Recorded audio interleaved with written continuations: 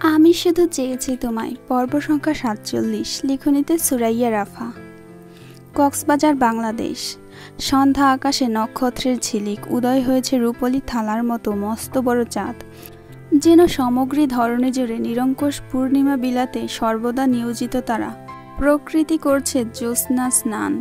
মফস্বল শহরের আশেপাশে বেড়ে ওঠা বিস্তৃত ঝোপঝাড় থেকে ভেসে আসা নিশাচর ডাকরের সর্বর কলতান জানান দিচ্ছে শুভরাত্রির।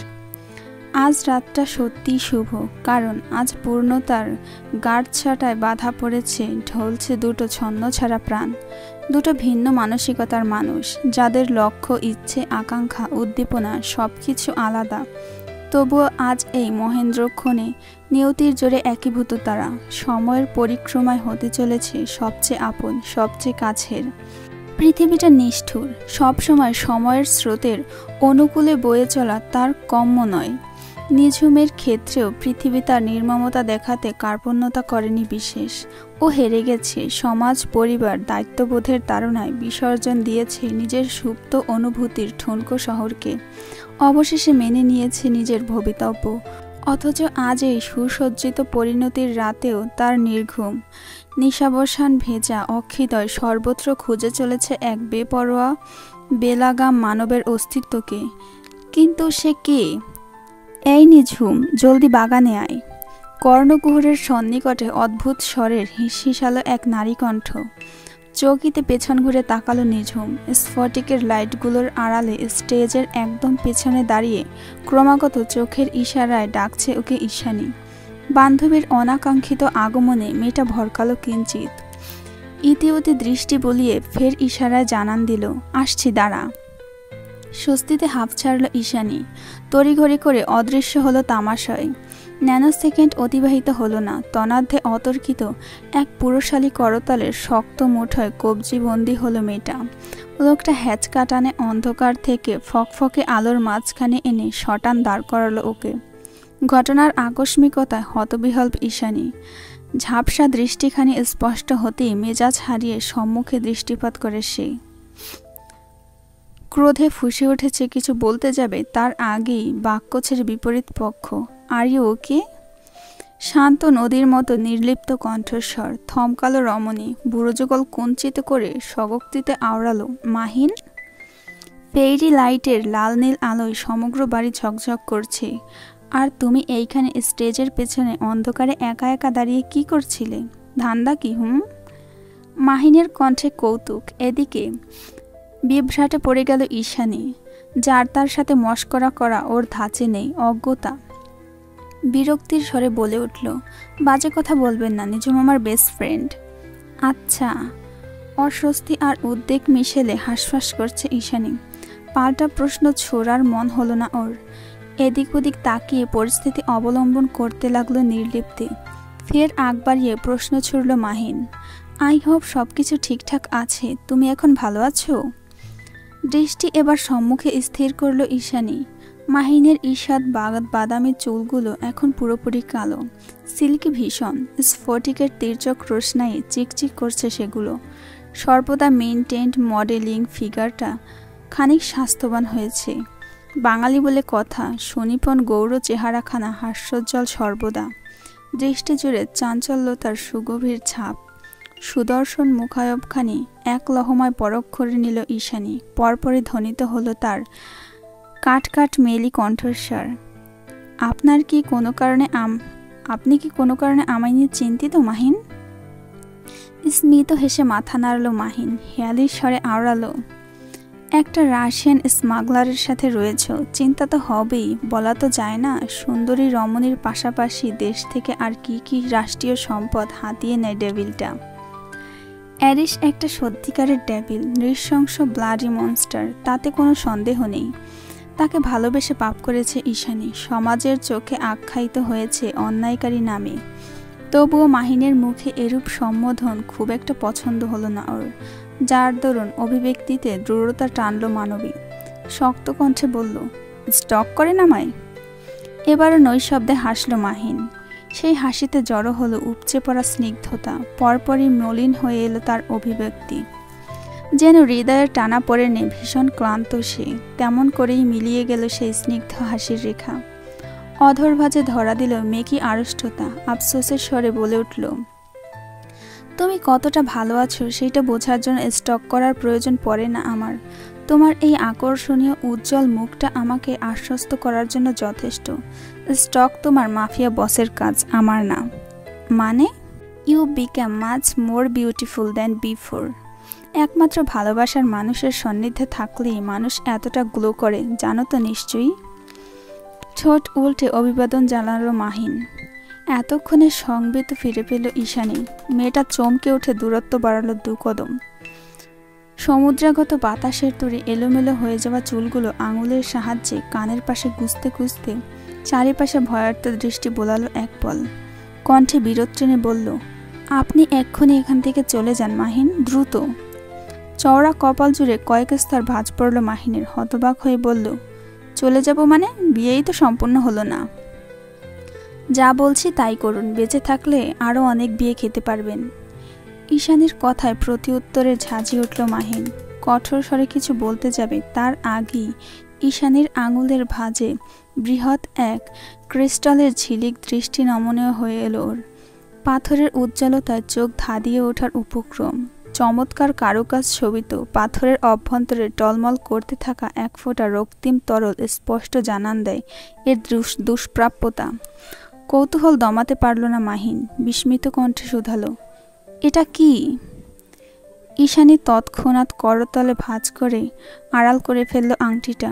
সরু গলায় কিছু বলতে যাবে তার আগেই আরেক দফা প্রশ্ন ছুড়ল Mahin, did you guys get married? রমণীর দৃষ্টি পায়ে সংকীর্ণতায় ভুগছে ভীষণ। কি থেকে কি বলবে? একটা দুর্ধর্ষ মাফিয়া বসকে বিয়ে করা নিশ্চয়ই কোনো মানবিক কাজ নয়। ওদিকে প্রশ্নসূচক দৃষ্টে স্পষ্ট চেয়ে আছে মাহিন। তার আর ঈশানীর মধ্যবর্তী দূরত্বের প্রাচীরটা ঠিক কতখানি প্রগাঢ় তা জানতে ভীষণ আগ্রহী যুবক।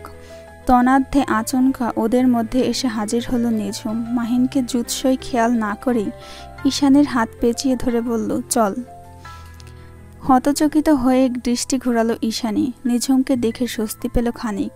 মেয়েটার হাত ধরে বিনা বাক্যে জায়গা ত্যাগ করলো তৎক্ষণাৎ। যেতে যেতে কি ভেবে যেন পেছনে তাকালো এক পল। এখনও নিষ্প্রভ বদনে চেয়ে আছে মাহিন। নিরুদ্বেগ নীল ব্যথায় জর্জরিত আহত তার দৃষ্টি দেখলেই কেমন মায়া জাগ্রত হয় অন্তরে। ঈশানীরও হলো। সহসা যেতে যেতে বাক্য ছুড়ল গলা চিরে, চলে যান মাহিন, দ্রুত চলে যান। স্ফটিক সজ্জিত লোকে সরগম বাড়িটার পেছনের দিকে বাগানটা ছেয়ে আছে তামাশায়। পুরোপুরি নীরব চারিপাশ, যেন অফুরন্ত আনন্দের মাঝে এক টুকরো অশুভের হাতছানি। আধার মিশ্রিত জমিনে শুকনো পাতার খসখস আওয়াজ স্পষ্ট জানান দেয় এক অপ্রত্যাশিত অস্তিত্বের উপস্থিতি। তৎক্ষণাৎ সচকিত হয়ে ঝোপেঝাড়ের আড়ালে গা ঢাকা দিল নিশাচারের দল। ঝিঝি পোকার কলরব মলিন শোনাচ্ছিল ভীষণ। ওরাও বোধহয় ভীতগ্রস্ত এখন। আলো আধারের মাঝে স্থির দাঁড়িয়ে অবয়বটি, নৈশব্দতার পদধ্বনি। কোনো এক অদৃশ্য বিনে সুতোর টানে নিষ্প্রভ নিদারুণ কৃষ্ণ গহ্বর আটকে আছে তার আলো ঝলমলে তন্দ্রা ভিলার পানে। খানিক বাদে সেখানে উপস্থিত হয় আরও দুটো নারী অস্তিত্ব। অদূর থেকে আগত এক ফালে নিয়ন আলোয় স্থির মানবের দৃষ্টি জুড়ে ভেসে ওঠে এক লাল টুকটুকে রাঙা বধূর মুখায়ব। এতক্ষণে অক্ষিপল ছাড়ল সেই মানব। তাকে দেখা মাত্রই অপর প্রান্ত থেকে ভেসে এলো ক্রন্দিত রমণীর ভঙ্গুর কণ্ঠস্বর, তুষার। কিঞ্চিত টলটনা যন্ত্রমানব, হৃদয় তার রিক্ত শূন্য, আবেগ অনুভূতিহীন নিষ্প্রাণ অভিব্যক্তি। চাতকের মতো চেয়ে রইল শুধু। অমনি বেগতিক হয়ে ছুটে এলো নিঝুম। কাছাকাছি আসা মাত্রই খেই হারিয়ে দুহাতে জড়িয়ে ধরল মানুষটিকে। অতর্কিতে মাথা ঠেকালো তার নির্জীব বক্ষে, প্রথম এবং শেষবারের মতো। কারোর মুখে রানে উন্মাদের মতো কাঁদছে নিঝুম। তুষারের শার্টটাকে খামচে ধরে রেখেছে এক হাতে, যেন ছেড়ে দিলেই উড়ে পালাবে সেই মানব। অথচ মূর্তি মানব তুষার, তার হাত দুটো এখনো পকেটে আবদ্ধ। ক্রন্দিত নিঝুমের অসহায় অনুভূতিগুলোকে ভেতর থেকে উপলব্ধি করতে পারছে না সে। পারার কথাও নয় অবশ্য, কারণ মাফিয়ারা কখনো প্রেমে পড়ে না, তারা আসক্ত হয়। অসহনীয় নৈশব্দে অতিবাহিত হলো কিছু মুহূর্ত। অবিরত ক্রন্দনে দিশেহারা নিঝুম, এর মাঝেই ধ্বনিত হলো যন্ত্র মানবের রাশভারী কণ্ঠস্বর। মানুষের চোখের জল এত তুচ্ছ হলো কবে থেকে? আপনি আর আসেননি তুষার, কোনোদিন আসেননি। ক্রন্দিত মানবী মুখ খুলল এতক্ষণে। তুষার বলল, অপেক্ষা করতেও বলিনি। আগেও বলেছিলাম তোমায়, আমি ভিলেন, বাস্তবতার ঊর্ধ্বে আমার বিচরণ। আবেগের তোরে হিতাহিত জ্ঞান শূন্য নিঝুম কাঁদতে কাঁদতে বলে উঠল, যেই গল্পে আপনি ভিলেন সেই গল্পের হিরো চাই না আমার তুষার। বিয়ে, ভালোবাসা, সংসার এসব আমার জন্য নয়। নিজেকে সামলাও নিঝুম। আজ এইখানে এই মুহূর্তে দাঁড়িয়ে ভুলে যাও আমার অস্তিত্ব। শক্ত স্থবির মুখায়ব, নির্দ্বিধায় বাক্য উকড়ে দিল তুষার। নিঝুম ডুকরে কেঁদে উঠল ফের। এত সহজে বলে দিলেন? নিজের অশুভ ছায়া ফেলে কারো জীবনের অনিষ্ট সাধন করা আমার উদ্দেশ্য নয়। আর আমার অনুভূতির কি হবে? ওটা একপাক্ষিক, তাই মাটি চাপা দিয়ে দাও। শেষ। এতগুলো দিন ধরে এই একটা প্রতি উত্তরের প্রতীক্ষাতেই দিন গুনছিল মেয়েটা। অবশেষে মুখ খুলল যন্ত্রমানব। একেবারে সুচারু তীরের ফলার মতো ক্ষতবিক্ষত করে দিল নাজুক অন্তরাত্মাটাকে। সঙ্গে সঙ্গে বুকের রক্ত তোলপাড় করা যাতনায় কাতরে উঠল নিঝুম। প্রবল দৃঢ়তায় খামচে ধরল তার বুকের কাছের সিল্কি শার্টখানি।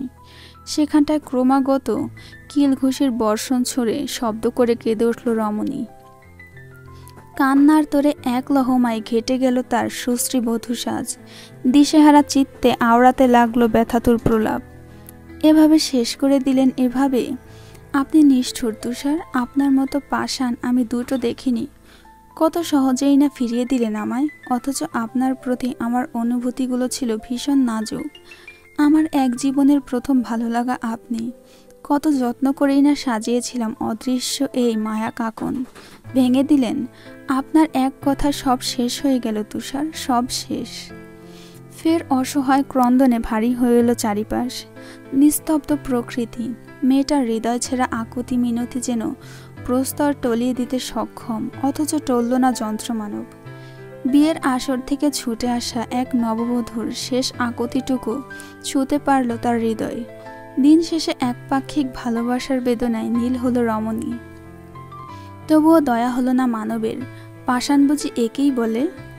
বাগানের শেষ মাথায় যেইখানটায় গেট নামক প্রাচীরের আস্তরণ ছড়িয়ে দৃষ্টি সোজা পিচঢালা রাস্তায় গিয়ে মিলেছে, সেইখানটায় দাঁড়িয়েছিল ঈশানী। নিস্তব্ধতায় ঘেরা শুনশান রজনীতে প্রিয় বান্ধবীর ব্যথাতুর ক্রন্দনে হৃদয়ের রক্তক্ষরণ হচ্ছে ওর। ভীষণ কষ্টতে ঠোঁট কামড়ে কান্নার আওয়াজটুকু গিলে রেখেছে ঠিকই, তবে নয়নজোড়া তার বাধাহীন। অবিরত নোনতা জলস্রোত বইছে সেখানটায়। ফোপাতে ফোপাতে দিশেহারা ঈশানী। ভেতরও তার অস্থিরতায় হাঁসফাঁস করছে। কেন ভালোবাসার কাছে মানুষ এত অসহায়? বিবেক, বুদ্ধি, মনুষ্যত্ব, এমনকি আত্মসম্মানটাও হুমড়ি খেয়ে পড়ে এই অদৃশ্য অনুভূতির পদতলে। খুব বেশি ভাবতে পারল না ঈশানী। ভার হয়ে এসেছে বুকটা। হৃদযন্ত্র নিয়ন্ত্রণহীন। এমতো অবস্থায় জ্ঞান হারানোর সম্ভাবনা প্রকট। অন্তরের তাড়নায় বিচলিত হয়ে চারিদিকে দৃষ্টি বোলাতে লাগলো মেয়েটা, যেন কাউকে দেখতে পাওয়ার ক্ষুদ্র আকাঙ্ক্ষা। হলোও তাই। পিচঢালা সরু রাস্তার শেষ প্রান্তে যে স্ট্রিট লাইটটা হলদে আলো ছড়াচ্ছে চারপাশে, তার ঠিক নিচে সোজাসুজি দণ্ডায়মান এক দীর্ঘদেহী পুরুষালী অবয়ব। কালো হুডিতে আবৃত তার সমগ্র শরীর, অস্তিত্বখানাও টেনে রাখা মাথার অগ্রভাগে, যার দরুন মুখায়ব অস্পষ্টতার প্রস্তর খণ্ডের ন্যায় স্তব্ধ। সেই দুহাত পকেটে আবদ্ধ। ঝাপসা দৃষ্টে লোকটাকে পরখ করল ঈশানী। তাকে দেখা মাত্রই মানবের অস্থির দৃষ্টি শীতল হয়ে এলো আকস্মাৎ। দেরি করল এক মুহূর্ত, ছুট লাগালো ঊর্ধ্বশ্বাসে। নিষ্ঠুর বাস্তবতাকে পদতলে মারিয়ে স্রোতের তরঙ্গের ন্যায় আছড়ে পড়ল ইস্পাত কঠিন বক্ষস্থলে। গতি জড়তার ফলে ঈশানের সংস্পর্শে কিঞ্চিত প্রকম্পিত হয়ে উঠল পুরুষালী অবয়ব। ভর করল না ঈশানী। দুই হাতের বাঁধনে প্রগাঢ় দৃঢ়তা টেনে আঁকড়ে ধরল সুডোল পৃষ্ঠদেশ। ফুপিয়ে ওঠে আওড়ালো, অরণ্য ও অরণ্য। নিস্তব্ধ বিপরীত পক্ষ। এদিকে হাপুরের মতো বেড়ে চলছে হৃদস্পন্দন। হারানোর ভয় শঙ্কিত রমণী, ভেতরটা কুড়ে কুড়ে খাচ্ছে অনিশ্চয়তা। ফের ধ্বনিত হলো ব্যাকুল ক্রন্দিত বাক্যবহর। আমি বাস্তবতা বুঝি না, আমার তোমাকে চাই। দুনিয়ার দোহাই দিয়ে আমাকে কখনো ছেড়ে দিও না অ্যারিস, আমি সইতে পারবো না। দ্বিতীয়বার প্রতারিত হওয়ার সাহস আর অবশিষ্ট নেই ভেতরে, বিশ্বাস করো, মরে যাব। বাক্য সম্পন্ন হলো না ঈশানীর, তার আগেই ব্যগ্র থাবায় ওর সরু গ্রীবাদেশ খামচে ধরল অ্যারিস। ক্ষুধার্ত সিংহের ন্যায় গর্জে উঠল তৎক্ষণাৎ, এই, বারবার শুধু মরার কথা কেন বলিস? তুই মরে গেলে আমি বাঁচব ভেবেছিস? কি মনে হয়? অযাচিত কারণে মাফিয়া বসটা রেগে আছে ভীষণ। ধূসর বাদামি চোখ দুটোতে তার দাউ দাউ করে জ্বলন্ত অগ্নেয়গিরি, যা দেখা মাত্রই কুণ্ঠায় থরথরিয়ে কেঁপে উঠল রমণীর তনু অস্তিত্ব। আমাকে রেখে মরেও শান্তি নেই তোর, কথাটা মাথায় রাখিস। ফের ধ্বনিত হলো রাশভারী কণ্ঠস্বর, তবে সেই আওয়াজ আদৌ ঈশানের কর্ণগোচর হলো কিনা সন্দেহ। মাত্রাতিরিক্ত অবসাদগ্রস্ততায় চেতনা হারিয়ে শরীরের সমগ্র ভার ছেড়ে দিল মাফিয়া বসের ওপর। অবচেতন ঈশানীকে বুকের মধ্যস্থলে পিষে নিল অ্যারিস। চোখ বুঝে তপ্ত শ্বাস ছেড়ে স্বগক্তিতে বিড়বিড়ালো, আম সরি। শুনশান নীরবতায় গুমুট হলো পরিবেশ। খানিক বাদেই ফোনের ভাইব্রেটের আওয়াজে ধ্যান ভাঙে অ্যারিসের। এক হাতে ঈশানীকে সামলে অন্য হাতে কানে এয়ারপোর্ট প্রবেশ করায়। সেন্সরে আঙুল চালিয়ে ফোন কল রিসিভ করে অপর প্রান্তের কথাগুলো শুনে গেল নৈশব্দে। পরপর ধ্বনিত হলো তার রুষ্ট আওয়াজ, সন অফ বিচ, শালা কই মাছের প্রাণ। আবারও কিছু একটা অবগত করল তার বিপরীত পক্ষ, যা শোনা মাত্রই ঠোঁটের কোণে কপট হাসির আলোড়ন তুলল মাফিয়া বস। দাঁতে দাঁত পিষে আওড়ালো, এবার হাত দুটো গিয়েছে, পরের বার প্রাণটাও যাবে। Just take a breath. কলটা কেটে গেল, অথচ হিংস্র অভিব্যক্তিতে লাগাম টানল না অ্যারিস। হিসহিসিয়ে বলতে লাগলো, her every single touch only belongs to me. এই মেয়েকে শুধু আমি ছুব, অন্য কেউ না। পর মুহূর্তে নিয়ন্ত্রণহীন ঈশানীকে আলগোছে কোলে তুলে নিল সে। নির্ঝঞ্ঝাট নিরিবিলি নীলাচল ধরে এগিয়ে গেল, দৃষ্টিপাত করল রমণীর সুশ্রী বদনে। জ্যোৎস্না জড়ানো চাঁদের আলোটুকু ঠিকরে পড়ছে চেহারায়, যেন স্নিগ্ধ এক সদ্য অঙ্কুরিত ফুলের কুড়ি। পেলব গমরাঙা মুখখানি থেকে চুয়ে চুয়ে পড়ছে অদ্ভুত মায়া। শরীরের মিষ্টি সুঘ্রাণ তৃষ্ণার্ত চাতকের ন্যায় সেই মায়াটুকু দৃষ্টি দিয়ে গ্রাস করল মাফিয়া বস।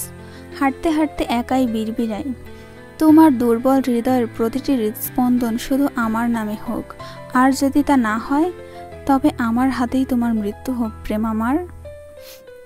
প্রাণহীন নির্জীব দৃষ্টি, গন্তব্যহীন পদধ্বনি, অথচ হৃদয়ের কোণে ঝংকার তুলছে অদ্ভুত প্রণয়ের শিহরণ। রাত দিন চেনা তুমি ছিলে অচেনা, অন্তহীন মনে হতো মৃষ্টি যন্ত্রণা।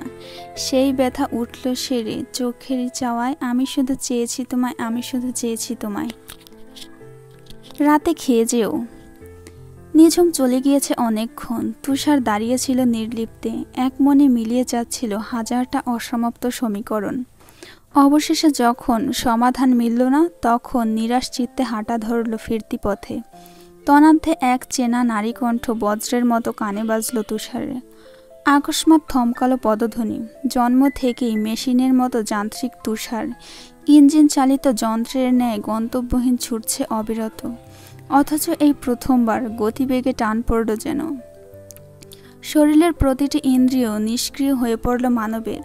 সর্বশক্তি প্রয়োগ করেও সম্মুখে এগোতে পারছে না সে। অজ্ঞতা গ্রীবাদেশ বাঁকিয়ে ঘুরল পেছনে। আলো আধারী দৃশ্য জুড়ে ভেসে উঠল কালো পাড়ের সাদা জামদানি পরিহিত এক অভিজাত্য মধ্যবয়স্কা রমণীর মুখায়ব। থমথমে গুমট তার অভিব্যক্তি, কণ্ঠনালী ধরে এসেছে তুষারের, জিহ্বায় হয়ে পড়েছে অসার। কোমল রমণীর পানে তাকিয়ে আছে ফেলফেলিয়ে। অপ্রত্যাশিতভাবে চোখ দুটো টলমল করছে তার, যেন এদিক ওদিক হলেই গড়িয়ে পড়বে তপ্ত নোনা জল। তুষার চায় না এহেন অনিষ্ট হোক, তাই দুহাত মুষ্টিবদ্ধ করে জুৎসই সামলে রেখেছে নিজেকে। একই উদ্যমে ফের ভেসে এলো বাক্য, রাতে খেয়ে যেও। খেয়েছি।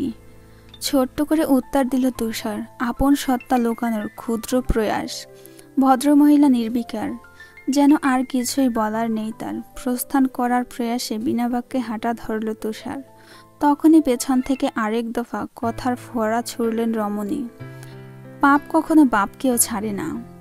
অতর্কিতে পেছনে ঘুরল তুষার। কপাল কুঁচকে আশ্চর্য কণ্ঠে বলে উঠল, কি বলতে চাইছেন? তোমাকে যাতে কখনো আমার বৌমার আশেপাশে না দেখতে পাই।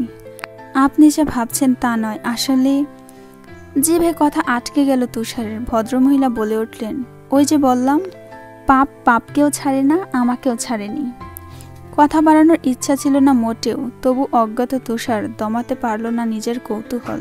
বলে উঠল, কি পাপ করেছিলেন আপনি? তোমার বাবার মতো একটা নিকৃষ্ট দানবকে বিয়ে করার চাইতে বড় পাপ আর কি হতে পারে? আকাশে মেঘ হলো না, বিদ্যুৎ চমকালো না, অথচ অদূরে ভাঙন ধরল কিছু একটা, যার প্রকাণ্ড শব্দধ্বনি স্তম্ভিত করে তুলল যান্ত্রিক মানবের শ্রবণেন্দ্রিয়কে। মস্তিষ্ক ছাপিয়ে শরীরের প্রতিটি নিউরনে নিউরনে বিষক্রিয়ার মতো ছড়িয়ে পড়ল কথাগুলো। অবশেষে অভ্যন্তরে গিয়ে ফাটল ধরল প্রস্তর কঠিন হৃদয়ে। নিঃশ্বাস বন্ধ হয়ে আসছে আচানক। বড্ড কসরত করে কয়েকটা শব্দ উগরে দিল তুষার। আপনি আমাকে চিনতে পেরেছেন তাহলে? প্রতিউত্তর করল না তন্দ্রা। সে মুসলিম পরিবারের মেয়ে, পরবর্তীতে বিয়েও করেছেন একই ধর্ম অনুসারী পরিবারের অধীনে। সহসা নিজের ভালোবাসার ফসলকে বিন্দুমাত্র প্রয়াস না দিয়ে শোনালেন দায়িত্বের বাণী। আমার ব্লাড ক্যান্সার 3rd স্টেজ চলছে বর্তমানে। আমি চলে গেলে পৃথিবীতে আমার ছেলেটা পুরোপুরি একা। আপন বলে আর কেউ থাকবে না ওর। তাই মা হিসেবে আমি কখনো চাইব না সুদূর রাশিয়া ফেলে আসা আমার এক অনিষ্ট অতীত অশুভ ছায়া কখনো তার উপর পড়ুক। আরেক দফা হোঁচট খেল তুষার। যতটা না অবাক হলো তন্দ্রার অসুখের কথা শুনে, তার চেয়েও বিস্মিত হলো মায়ের মুখে ছেলের শব্দ শুনে। তার মানে কি মা জলজান্ত তুষারের অস্তিত্বকে সরাসরি অস্বীকার করল? কিন্তু কেন? শুধুমাত্র ভ্যানিয়া মিকাইলের ছেলে বলে? কিন্তু এই বর্বর দুনিয়ায় জন্মগ্রহণের পেছনে তার তো কোনো হাত ছিল না। তাহলে শাস্তি কেন সে পাচ্ছে? এই কেমন অবিচার! ভেতরে ভেতরে জ্বলে পুড়ে খাক হয়ে যাচ্ছে অন্তঃকরণ, অথচ বাহ্যিক অভিব্যক্তি তার নির্জীব শূন্য, ঠিক যেন মূর্তি মানব। চিন্তা করবেন না, আমি আর ফিরব না এই দেশে। ছোট্ট স্বরে প্রতিউত্তর করল তুষার। তন্দ্রা বললেন, 2 দিন বাদে 32 হতে চলল, এখনো জুতোর ফিতে বাঁধা শেখনি? মুহূর্তেই নিজের পায়ের দিকে দৃষ্টিপাত করল তুষার। সত্যিই তো, ফিতেগুলো এলোমেলোভাবে বাঁধা। পেন্ট হাউসে থাকাকালে এগুলো বেশিরভাগ সময় ফ্লোরাই করে দেয়। তাই তো তুষার বেখেয়ালি এত। দ্বিধাগ্রস্ত কণ্ঠে বলে উঠল, 2 দিন বাদে আমার 32 জন্মদিন, আপনি সেটাও জানেন? এবার আর জবাব দিলেন না ভদ্রমহিলা। পায়ের তলার খসখসে শুকনো পাতা মারিয়ে সোজা হেঁটে চলে গেলেন পাঁচিল ধরে। সময় অতিবাহিত করল না তুষার। সে নিজেও ঘুরে হাঁটা ধরল বিপরীত মুখে।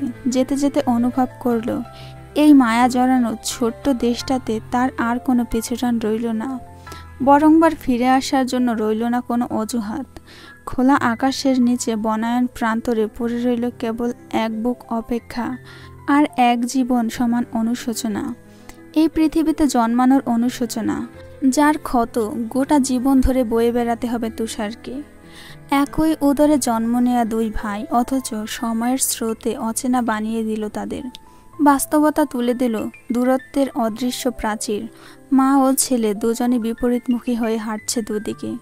মাঝখানে পড়ে আছে কেবল চাপা দীর্ঘশ্বাস। আহা, কি শূন্যতা, কি শূন্যতা! দুজনারই হৃদয়ের রক্তক্ষরণ বেজে চলেছে বিষণ্ণ এক সুরের মূর্ছনা। আবছা জলে যায় হিজলের দিন, অভিমান জমে জমে আমি ব্যর্থহীন। আহারে জীবন, আহারে জীবন, জলে ভাসা পদ্ম জীবন। পুষ্পসজ্জিত বাসর ঘর, খাটের ওপর আলগোছে বসে আছে নিঝুম। বিয়েটা ওর হয়ে গেল অবশেষে। হ্যাঁ, এত জলদি নিঝুমের বিয়েতে সায় দেওয়ার পেছনে একটা মাত্রই কারণ, খালামণির মরণ ব্যাধি। তুর্য জানে না এখনো কিছুই। জানলে হয়তো এতটা উদাসীন হয়ে ঘুরত না, কখনোই না।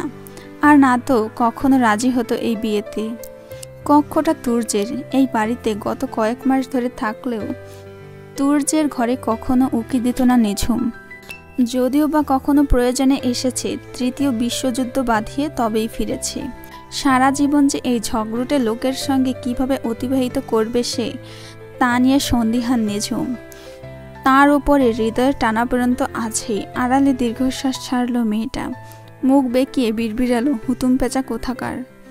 কথাটা বলে কটাক্ষে চোখ বোলালো নিঝুম।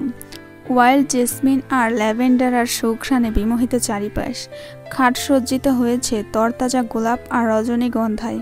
বিস্তৃত কক্ষের প্রতিটি কোণে সারি সারি মোমের আয়োজন। নিয়ন দীপ্তিতে জলজল করছে পুরো ঘর।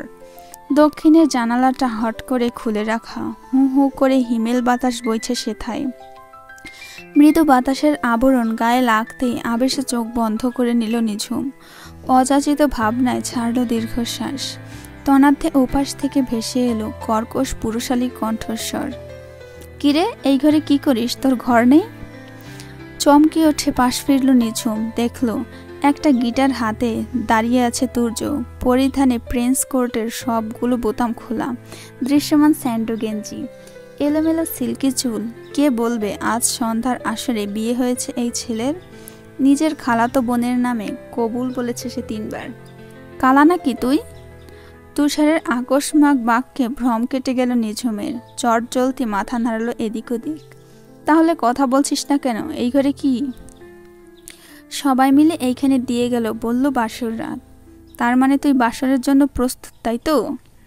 আগ বাড়িয়ে মুখের কথা কেড়ে নিল তুর্য। তৎক্ষণাৎ জোরে মাথা নাড়ল নিঝুম। দাঁত কিরমিরিয়ে বলে উঠল, আপনি একটু বেশি বোঝেন তুর্য ভাই। ভাই? বিস্ময়ের সাথে শব্দটা উচ্চারণ করে এক ভুরু উঁচু করল তুর্য। ওই আর কি। দায়সারা প্রতি উত্তর নিঝুমের। বিরক্ত হয়ে অন্যদিকে দৃষ্টি ঘোরাতেই চোখ আটকালো খাটের হেডবোর্ডে এলিয়ে রাখা গিটারের উপর। সহসা প্রশ্ন করল, আপনি গানও পারেন? পারি তো, শুনবি নাকি? না থাক। আরে শোনাই একটা, টাকা দিতে হবে না, ফিরি ফিরি শোন। যত যাই হোক তুই আমার খালাতো বউ, টাকা নিলে কেমন দেখায় বল? ওর কথার পরিপ্রেক্ষিতে নিঝুম কিছু বলতে যাবে, তার আগেই অদ্ভুত বেসুরো গলায় গান ধরল তুর্য। ও টুনির মা তোমার টুনি কথা শোনে না। থামুন, কি বিশ্রী গলা, গানের লিরিক্স কি ছি ছি ছি। দমল না তুর্য, দাঁত কেলিয়ে বলল, আচ্ছা দাঁড়া তাহলে আরেকটা শোনাই। কথাটা বলি ফের গান ধরল সে। আমি কি তোমায় খুব বিরক্ত করছি বলে দিতে পারো তা আমায়? হ্যাঁ করছেন, প্রচণ্ড বিরক্ত করছেন। এই গান ফ্রিতে দিলেও শুনবো না আমি। এই মুহূর্তে বন্ধ করুন আপনার রুটির দোকান। বিরক্তিকর স্বরে চেঁচিয়ে ওঠে নিঝুম। তুর্য গিটার রেখে দিল, চোখ মুখ কুঁচকে বলল, তুই আর কোনোদিন আমার কণ্ঠে গান শুনতে পারবি না, যা। নাক ফোলালো নিঝুম, বিড়বিড়িয়ে আওড়ালো, শোনার ইচ্ছেও নেই। পেঁচার চেয়েও খারাপ আপনার গানের গলা। এতদিন পেঁচা পেঁচা বলে পেঁচাকে অপমান করেছি আমি।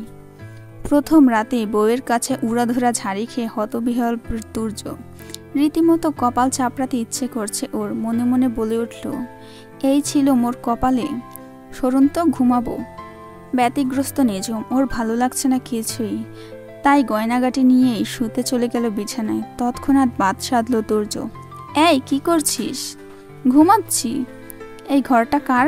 আপনার। এই বিছানাটা কার? এটাও আপনার। তাহলে তুই কোনাক্কেলে কাঁথা মুড়ি দিচ্ছিস বেদব? তড়িঘড়ি করে উঠে বসল নিঝুম। ঠিকই তো, এভাবে অন্যের কাঁথা বালিশ দখল করার কি মানে আছে? সহসা মুখ কাচুমাচু করে তুর্যের পানে দৃষ্টিপাত করলো মেয়েটা। অসহায় কণ্ঠে শুধালো, তাহলে আমি কোথায় ঘুমাবো? আমি কি জানি, যা ভাগ।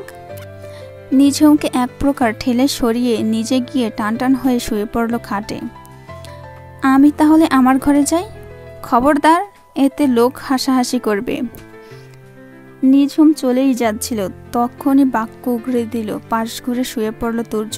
নিঝুম আর কি বা করবে? অপারগ হয়ে গা এলিয়ে দিল কক্ষের এক কোণে রাখা বিস্তৃত কাউচের উপর।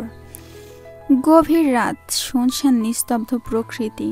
এরই মাঝে ঘুমন্ত নিঝুমের শ্রবণেন্দ্রিয় ভেদ করল অপূর্ব সুরের পঙ্কোক্তি। ঝিনঝিন গিটারের আওয়াজে সচল হয়ে উঠল মস্তিষ্ক। রমণীর তন্দ্রা কেটে গেল তৎক্ষণাৎ। আধারের মাঝে আড়মোড়া ভেঙে উঠতে নিয়ে অনুভব করলো ওর গায়ে পাতলা চাদরের আবরণ। কে দিল এই চাদর? ভাবতে পারল না নিঝুম। তার আগেই ওর সবটুকু আকর্ষণ কেড়ে নিল ব্যালকনি থেকে আসা অপার্থিব এক পুরুষালী কণ্ঠস্বর। তড়িঘড়ি করে কাউচ ছেড়ে সেদিকে এগিয়ে গেল নিঝুম। সামান্য উকি দিতেই দেখল আধার রাতে ব্যালকনির ডিভাইনে বসে গিটারের ছন্দে ঝংকার তুলছে এক ছায়া মানব। কণ্ঠে তার নিখুঁত মসৃণ সুর। বহুদূর পথ ভীষণ আঁকাবাঁকা, চলতে ভীষণ ভয়। তুমি এসে বলে দাও আছি আমি পাশে, করো না কিছুতেই ভয়।